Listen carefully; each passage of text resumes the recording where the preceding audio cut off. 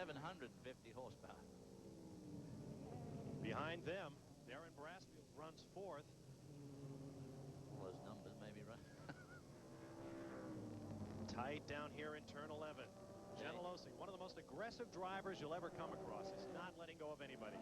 The green car there's Bruce Nesbitt, who's never been here to Laguna Seca before, so he's driving a GTO car and struggling to find his way around a bit. Genelosi, now we've got some serious traffic in front of Steve Miller.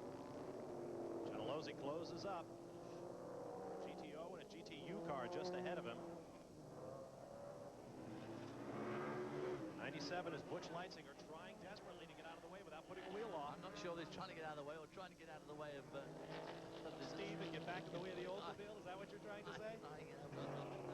Are there team orders that cross classes? Well, I think they'd always try and help if they could. Number 31 of Bill Fuller from Kinder, Louisiana, a cattleman on the train, is put a lap down. Nose to tail, the two leaders. From Bud 1, high overhead, you see how close together they are, heading over that bump that David talked about. Someone moving very slowly there in the corkscrew. This is very steeply downhill here. Cars accelerate tremendously down that. That's Michael Dingman in a GTO Ford Mustang, who had a big crash in the warm-up. His team had to work very hard to get him in the race, and he appears to have a mechanical problem. I think he's trying to get back over to the left-hand side of the road, pulling pit lane. That was a bit unfortunate for him there. The Genelosi car closing up on braking and out of the corner.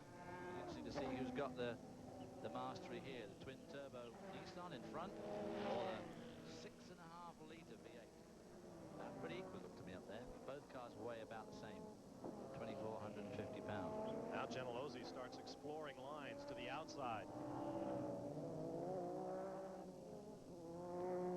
Steve Millen can be a very tough man to get around. He and Rod Millen both learned car control in their native New Zealand. Now there is Mike Dingman in the pits. Looks as though he had a flat tire. Second oldest man in the field at age 60. Owns a group of companies in the northeastern part of the United States. Sits on the board of directors of Ford Motor Company. On board with Darren Brassfield, coming right up behind Rob Davis from Sonora, California, and pulling his way around.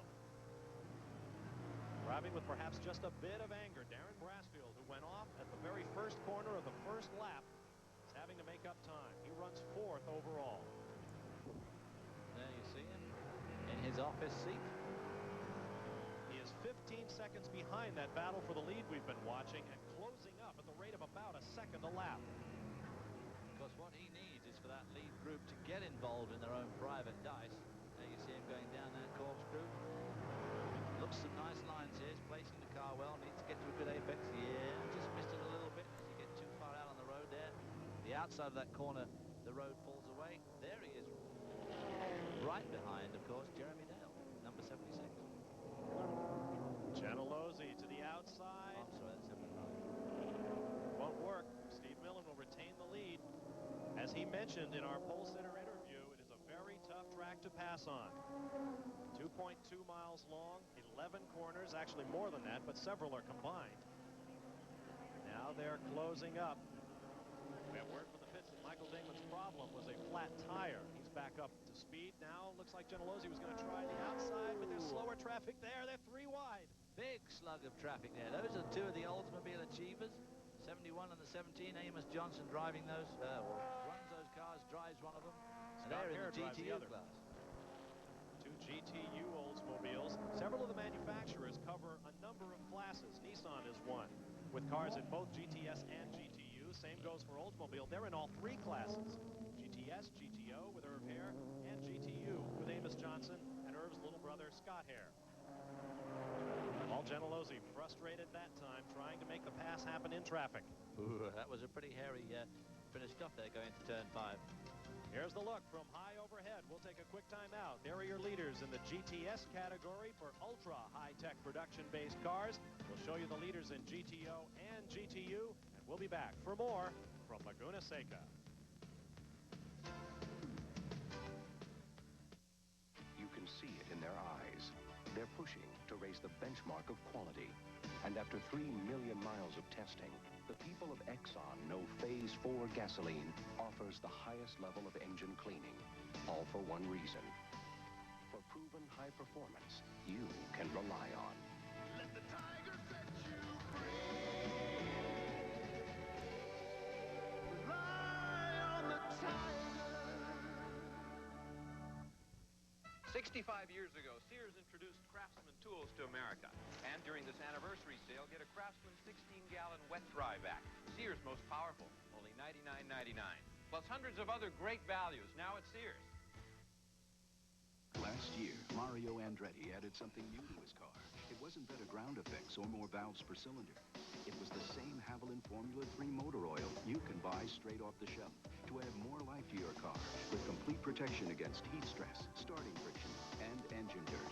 Now, we're not saying it was Haviland Formula 3 that gave Mario the energy to race to his 27th spectacular IndyCar season, but we're not saying it wasn't.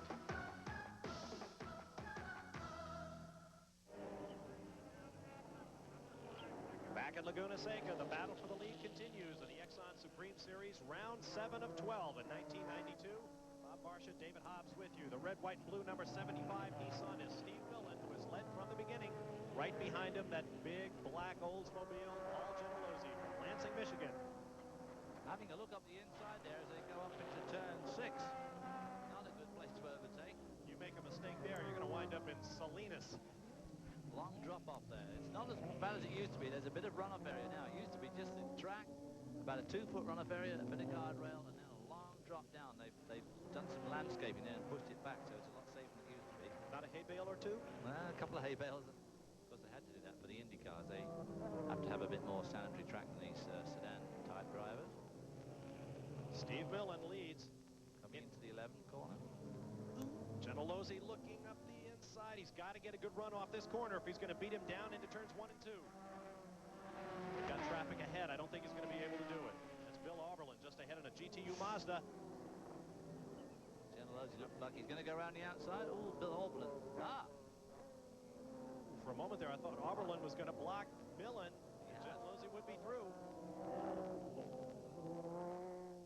This is an intense race here. Bill Auberlen doing a good job staying out of the way there. Doesn't want to put himself on the dirt. Has done. Good bit of spirited driving there by Auberlen, trying to let them through. Now they're coming up again to lap the GTU brethren are there. The Nissan cars of number 95, which is Bob Leitsinger